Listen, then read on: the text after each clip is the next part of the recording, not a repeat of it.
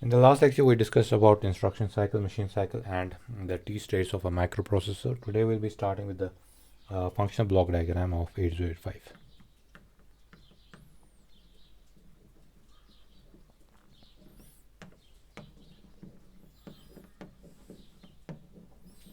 We'll be looking at the architecture of 8085.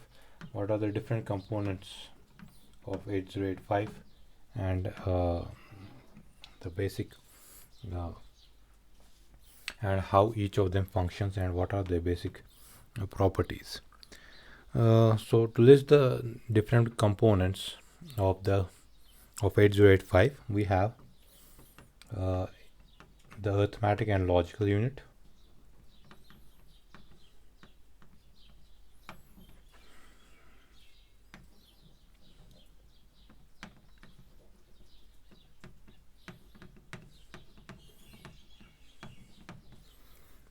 that's the ALU.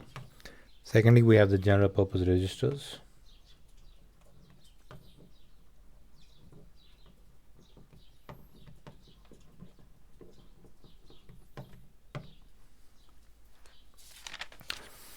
Thirdly, we have the timing and control unit.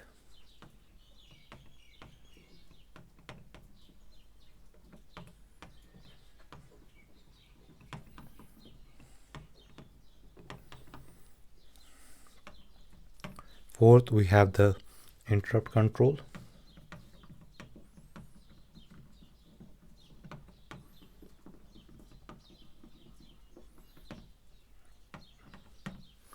And lastly, we'll have the serial I/O control units. So these are different functional units of 8085. The ALU, the arithmetic and logical unit, that performs the basic arithmetic and logical operations, the general purpose registers, the timing and control unit, the interrupt control, and the serial I/O controllers. So now we'll understand the functioning and the working principle of all of these units, starting with the most fundamental one, that is the ALU. So looking at the ALU, it's made up of combinational and sequential circuits. It's made up of combinational and sequential circuits. So you have studied various combinational and sequential circuits in digital electronic courses, and you understand that one of them is memory-less component and second one is a memory-based circuit. So ALU is made up of number of combinational and sequential circuits, and it will be capable of carrying out the arithmetic and logical operations.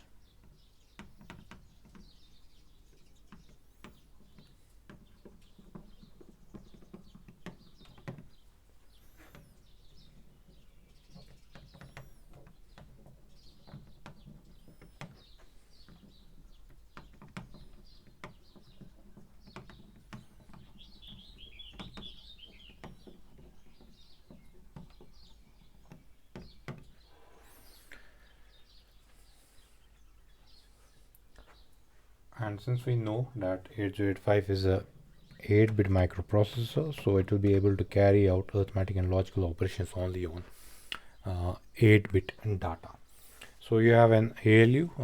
This unit is made up of a number of combinational and sequential circuits. There will be a number of circuits involved in this that will comprise of this ALU, and the basic aim of this ALU is to carry out various arithmetic and logical operations on an 8-bit data.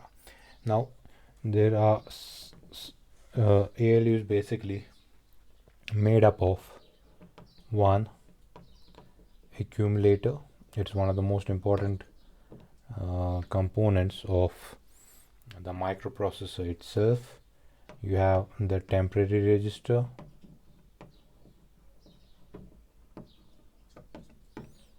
fine.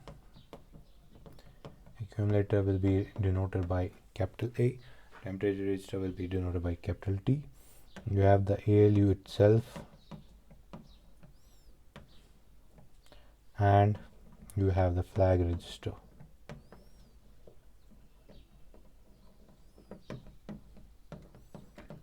flag register. So these are actually what make up a ALU, the whole component. That's the accumulator, the temporary register, and ALU unit itself, and the flag register. Now, starting with understanding what an accumulator does.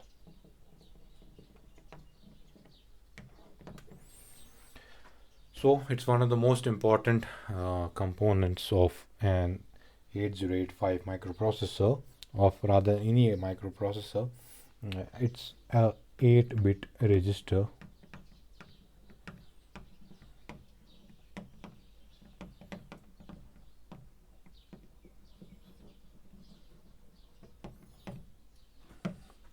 Since it has to carry out 8-bit data processing is carried out, so it is an 8-bit register that suffices it.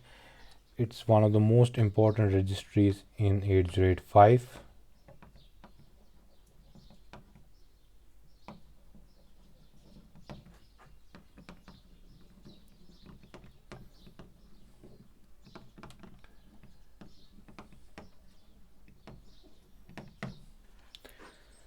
It's a general purpose register. So we'll be studying general purpose registers also. So accumulator is one of the general purpose registers.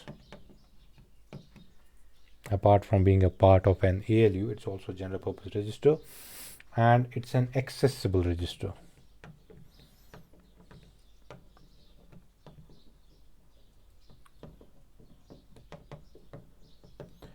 That means you can actually read from the accumulator, you can write onto the accumulator.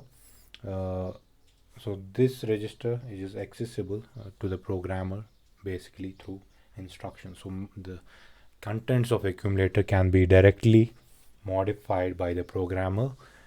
He can read from it, it can write on it. The programmer can write on the accumulator. The programmer can also read from the accumulator. So it's directly accessible actually to the programmer.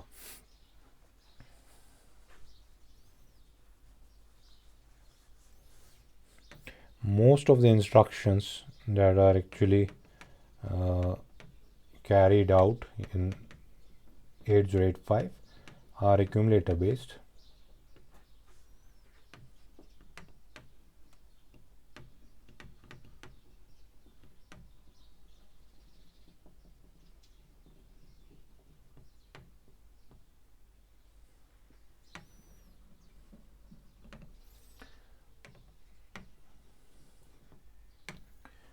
So you will see accumulator as a central component to almost all the instructions.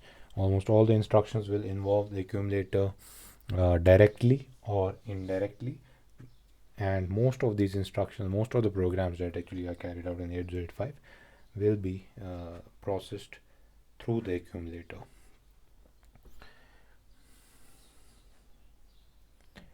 In any ALU operation, that's an arithmetic or logical operation.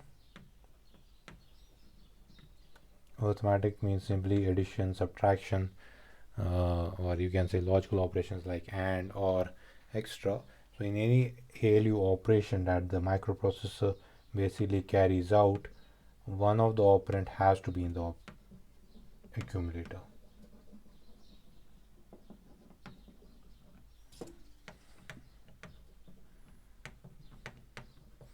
That means if we are actually adding up two numbers, one of the number is, say for example, in some memory location, the other number has to be in the accumulator.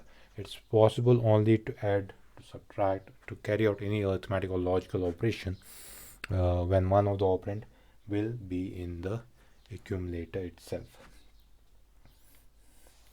So it's actually the programmer that will be making sure that one of the operand is actually placed in the accumulator before instructing the microprocessor to carry out any arithmetic and logical operation.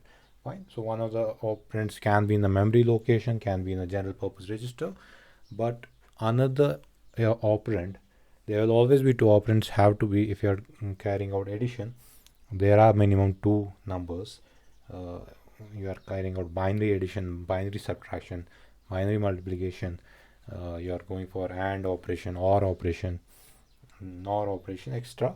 So if you are carrying out any ALU operation, one of the operand has to be placed in the accumulator, and this has to be done by the programmer himself.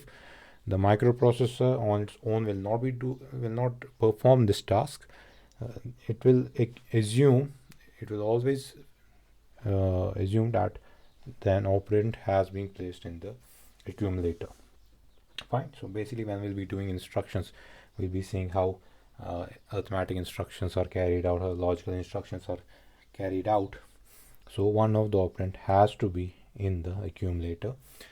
Furthermore, whenever any ALU operation takes place, the result will also be then put in the accumulator only.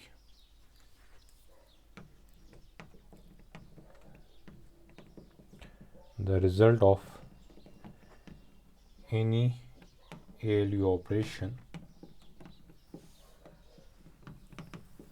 is placed in the accumulator.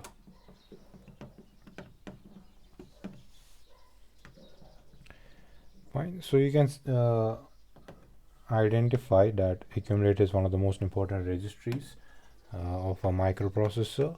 So of 8085, and almost all of the arithmetic and logical, almost all the instructions in general, not talking about only arithmetic and logical instructions, in general almost all of the instructions in 8085 are processed through the accumulator, either directly or indirectly. It's you can see it's besides being a component of ALU, it's also a general purpose register. That means it's also an accessible register to the programmer. The programmer can actually modify the contents of accumulator, can read from the accumulator. So accumulator is also features as one of the operands for any arithmetic and logical operation, and also the result from that arithmetic and logical operation will be placed back in the accumulator. So once you are actually carrying out 1 plus 1, the resultant sum will be placed back in the accumulator only. So you can manipulate the contents of accumulator. Contents of accumulator can be manipulated.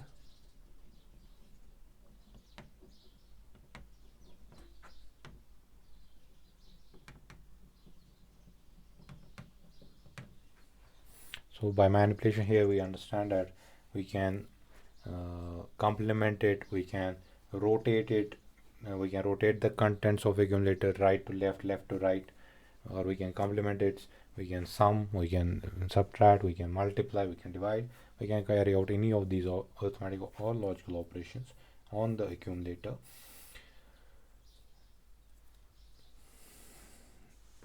Data transfer, besides this, data transfer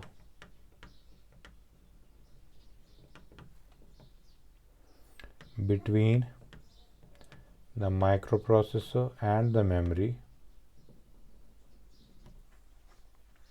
will involves the accumulator.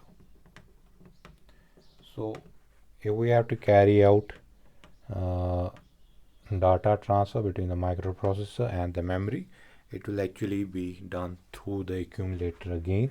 So it's possible to transfer data between the microprocessor and the memory, vice versa, in both directions through the accumulator only. IO instructions between the input device and the microprocessor also take place between the IO data transfer. So that means actually the data transfer between the input and the output between the IO devices and the microprocessor will also be done through the accumulator. Data transfer between IO and output devices. Data transfer. So data transfer between the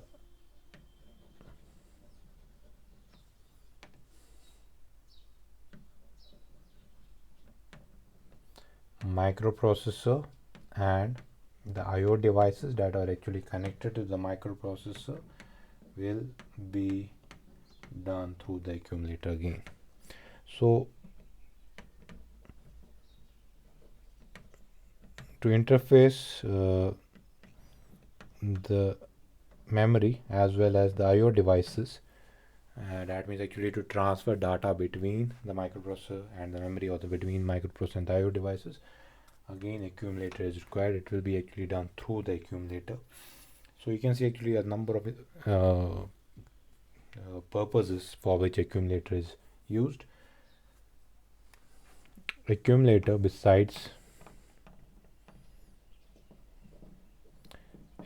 is also used in processing of is also used or involved in the mechanism of interrupts.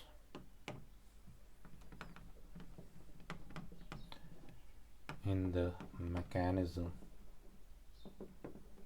of interrupts and serial operation. So we have I have given you just a brief about interrupts, how an external device can actually interrupt the normal working of a microprocessor, as well as we can carry out serial operation through 8085 microprocessor.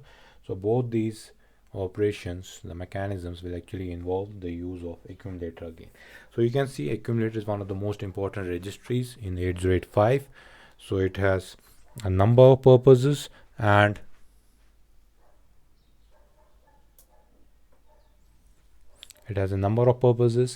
most of the arithmetic and logical operations, all the arithmetic and logical operations, and besides, and almost all other instructions involve the use of accumulator. So undoubtedly accumulator will be used almost any instructions that we'll be carrying out later on. Fine. So this is one of the most important units of ALU. Secondly, we have the temporary register that forms up the ALU. Temporary register T, it's again an 8-bit register.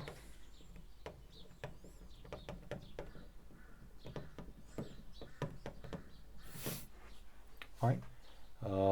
It's actually inaccessible. That means the programmer cannot read the contents of the temporary register, cannot write onto the contents of temporary register. It's all actually inaccessible. So what is the purpose of this register? So whenever an arithmetic or logical operation will take place, whenever an arithmetic and logical operation takes place, the programmer will place one of the operands in the accumulator, while as the second operator will be in the memory. But direct arithmetic operation between accumulator and the memory does not take place. What actually happens is the microprocessor will transfer first that data from the memory into the temporary register, and then perform the arithmetic and logical operation between the accumulator and the temporary register. So one of the operands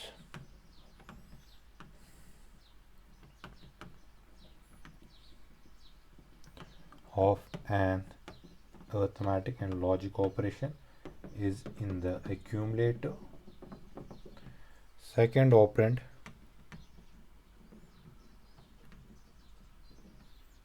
microprocessor fetch from the memory and places in the temporary register. Fine.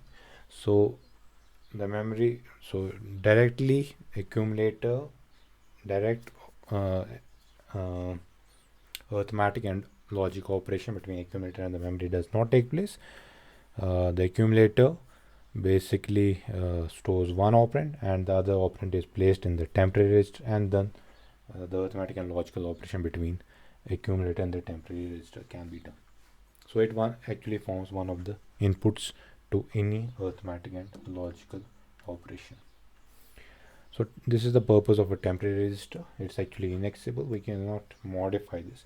We can modify the contents of the memory. So once we have modified the memory contents, then it will be transferred to the temporary register for arithmetic or logical operation. Then you have the arithmetic and logic unit itself. As I said to you, it is made up of various combinational and sequential circuits. So it performs various A and L operations. So it has two inputs. One input is the accumulator and the second input is the temporary register, while as the output is the accumulator. Right? So the arithmetic and logical unit, this whole unit is actually known as the arithmetic and logic unit, but specifically there is one component dedicated known as the arithmetic and logical unit in this device. Then another important register of microprocessor 8085 is the flag register.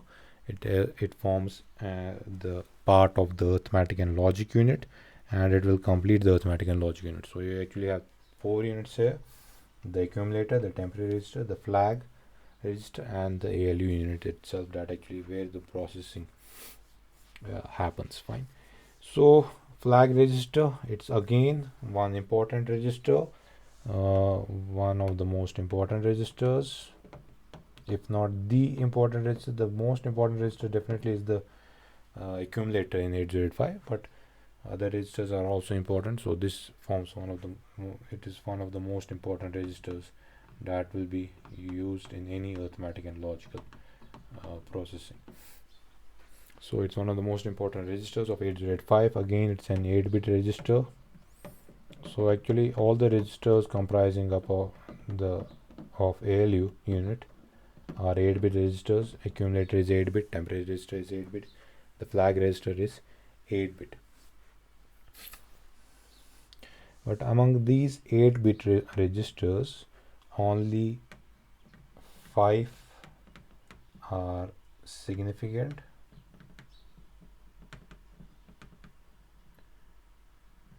5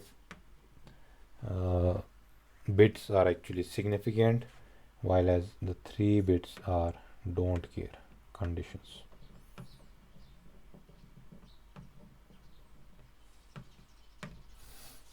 Right. So what does the flag register basically do? It actually specifies the status of the output.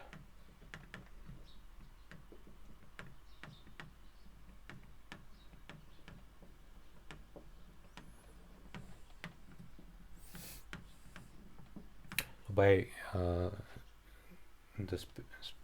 the status of the output, we actually mean whether this is a positive number, whether it's a negative number, whether there has been any borrow or carry while this arithmetic operation has taken place, that's of subtraction or addition. So all these things are actually specified by the various bits of the flag register. So whenever an arithmetic and logical operation will take place, so these flags will actually be set or reset, and accordingly we can decide whether what type of operation has taken place. And according to that, we can also decide on, say for example, we'll say we'll be operating, we are doing summation of two numbers. 1 plus 0 gives us 1. So there is no carry in this case. So we'll be checking the condition on the carry flag, whether it has been set or not. So since nothing has taken place when we add 1 plus 0, so carry flag is certainly there, still reset. So we can say if carry flag is reset, then so and so will happen. Fine. Now if you are adding two other numbers, 1 plus 1, where a carry flag is set, so we can say upon operation of these two, upon summation of these two numbers, the carry flag has been set. So if carry flag has been set, so and so condition will take place. So accordingly we can make some intelligent decisions. We can make our programs more intelligent based upon the status of the flag register. So the flag register, there are 8 flags here.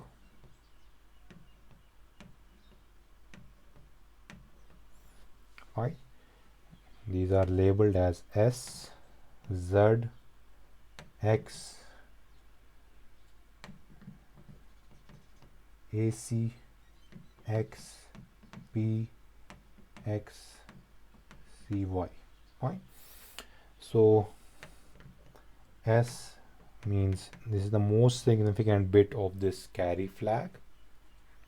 So we can actually check bit by bit which bit has been set or has been reset.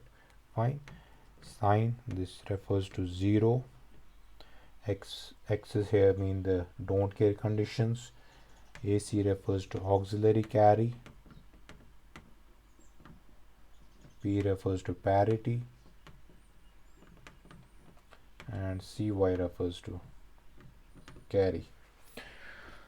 X, the bits X represent don't care conditions. So most of the ALU operation will actually affect the flag register, and the flag register will actually show the status of the resultant of the ALU operation. So